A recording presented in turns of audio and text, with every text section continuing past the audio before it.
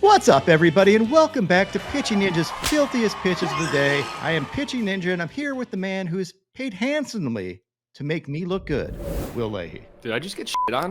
Was that a knock on me, Ninja? That is exactly a knock on you. You think you know a guy? Let's start with the whip around the league. Louis Varland had 4 Ks in 4 innings, giving up 3 runs. He had good stuff despite those 3 runs. He had this 98-mile-an-hour, perfectly painted heater, as well as these cutters and this low cutter, but we'll take it. He faced Jacob Junis, who had 4 Ks in 4 innings. He had these sliders, including this backdoor slider, as well as these heaters. Alec Marsh had 5 Ks in 7 innings, giving up 1 run on 2 hits. He had these nasty sliders. And he faced Cole Irvin, who had 3 Ks in 5 innings, giving up 4 runs. But he did have this absolutely wicked 79-mile-an-hour curveball. Tyler Anderson had 5 Ks in 7 innings, giving up no runs. He had these sick changeups. He faced Jesus Luzardo, who started out strong in this game, ended up with 5 Ks in 5 1/3 innings, giving up 3 runs. He had these changeups, sliders, and this painted fastball at the top of the zone that wasn't called a strike. And then, lucky enough, without throwing another pitch, there was a pitch timer violation. Clock don't lie. Not up in here! Graham Ashcraft had 5 strikeouts in 6 innings, giving up 2 runs. He had this cutter, this sinker, and these sliders. He additionally had the random ball strike generator umpire behind the plate. I mean, look at this. These are like, I think 3 out of 4 pitches or something like that. I guess as Meat Loaf sang, 1 out of 3 ain't bad. And Ninja, that actually brings us to our dong of the day. Our dong of the day is this grand salami by Bryce Harper. But it's not just because of this home run. Bryce spanked it all over the bank with 6 RBIs and 3 tanks. This was Bryce's second 3-home run game in his career. And that's your dong of the day. You're ruining my pitching highlights with that trash. When you're hitting over 1,000 feet of dong in one day, you're getting featured here, Ninja. And they took off like an aircraft off Ashcraft. There it is.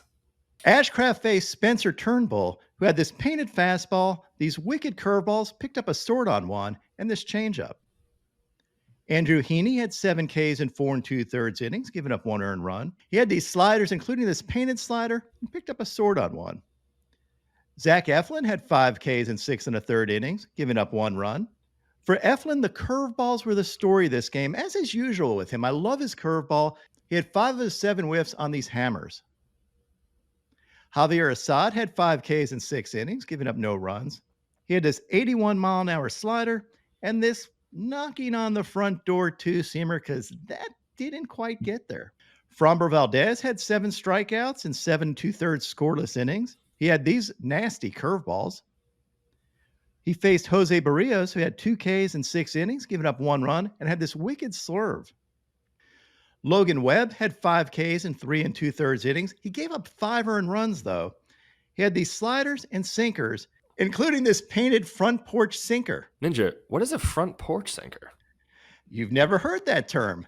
It's because it didn't get to the front door. Look at this thing. It is like 5 feet away from that front door. Who the hell calls this a strike, Will? Is that Angel's long-lost cousin Phil Cuzzy back there, Ninja? That is Angel's long-lost cousin, Phil Cuzzy, back there. Good work, Phil. Brian Bayo had 6 Ks in 5 innings, giving up 4 runs. He had these front door sinkers, sliders, and of course his changeup. He faced Alex Wood, who had 7 strikeouts in 5 innings, giving up 3 runs, and these fastballs and sliders. Miles Michaelis had 4 Ks in 6 innings, giving up 2 runs. He had this nasty breaking ball for a sword, as well as his painted front door 2-seamer. He faced Yu Darvish, who had 6 strikeouts in 7 innings, giving up 3 runs. Yu had these sliders and splitters and picked up a sword on one of his sliders. Zach Gallen looked great yesterday with 6 strikeouts and 6 scoreless innings. He had these fastballs, including this perfectly painted fastball and this not so painted fastball to Aaron Judge. I mean, dude, what are they doing to this poor man? It's one of these days, Aaron Judge is going to turn around, take an umpire's head, screw it off, throw it into the stands. They're done with him. Like, he's a giant man. Why are they messing with him? Yeah, I think it might have been a codified tweet I saw yesterday where Judge has like almost 2 times as many strikes called out of the zone than any other player in baseball over the last like 6 years. It's crazy. It's nuts. And speaking of that codified tweet, David Cohn was kind enough to give both me and Codify a shout out during yesterday's game. Thank you, Mr. Cohn. Two of my early season recommendations, you've heard me say this before, one of them Codify Baseball, and also the Pitching Ninja, of course. The Pitching Ninja and Codify Baseball, I recommend that you follow them. Find them, follow them. Gallon-faced Nestor Cortez, who honestly didn't look that great. He only had 2 strikeouts in 5 innings.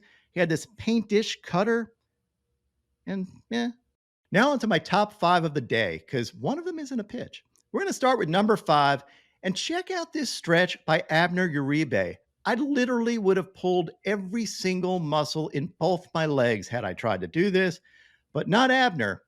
He's an athlete. At number 4, I have Ryan Walker's slider.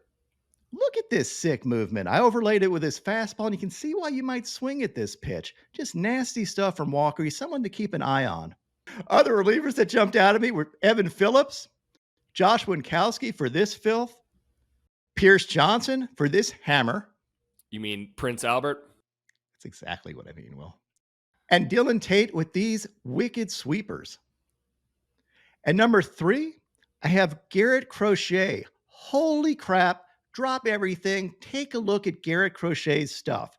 Fastball topping out at 99 miles an hour. These nasty cutters, and I overlaid his fastball and his cutter. I think it's a 99 mile an hour fastball and 95 mile an hour cutter, and that's just not fair. And then this absolutely disgusting back foot slider to my man Ronald Acuna. He did Acuna terrible on this. I mean, look at this. Absolutely filthy stuff from Garrett Crochet. Love him as a starter. Keep your eye on him all season. He faced Ronaldo Lopez, who actually looked really good for the Braves. Lopez had 5 Ks in 6 innings, giving up only 1 run, and this fastball and curveball for a sword. At number 2, we have Shane Bieber. What an outstanding effort by Shane Bieber. He went 6 innings with 9 Ks. Nice. Gave up no walks and no runs. He was living on the edge all game, just painting corners. Absolutely beautiful pitching by Bieber with his velo jump combined with his ridiculous ability to flat out pitch. He is trouble. He had these painted fastballs, these wicked sliders that were perfectly placed, nasty curveballs, and even got fired up. And this sums up Shane Bieber in one overlay. He throws a fastball that starts out on the edge, ends up on the plate. What does he do? He follows it up with a slider exactly in that tunnel. So as a hitter, you're thinking, that's another fastball that's going to end up on the plate. I'm going to swing. Nope. It's just absolutely nasty stuff. Like, hat tip to Shane Bieber. Love it. Cy Young contender this year, I hope. I don't know. What are his odds on FanDuel, Will? Ninja right now, he's sitting in 4th actually at plus 1200.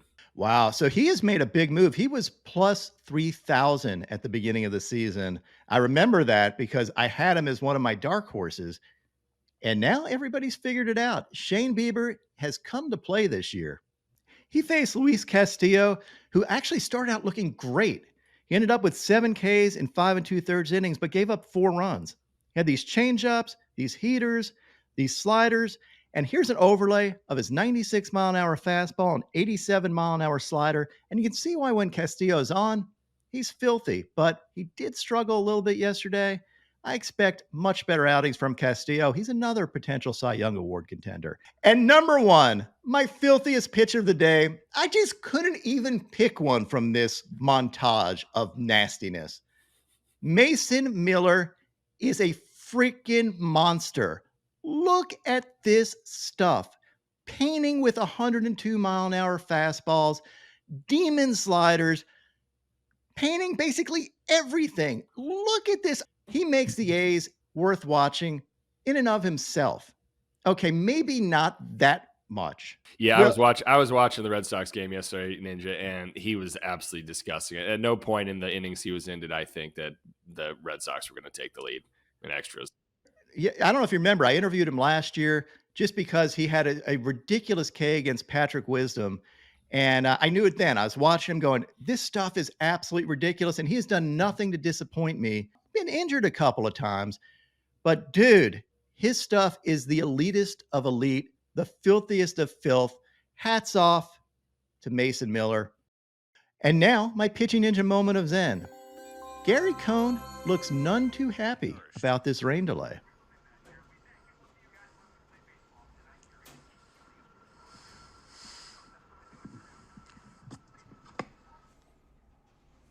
My picks of the day today, I'm going to start out with a same game parlay of Cole Reagans for 6Ks or more and Corbin Burns for 7Ks or more, and top it off with George Kirby for 5Ks or more.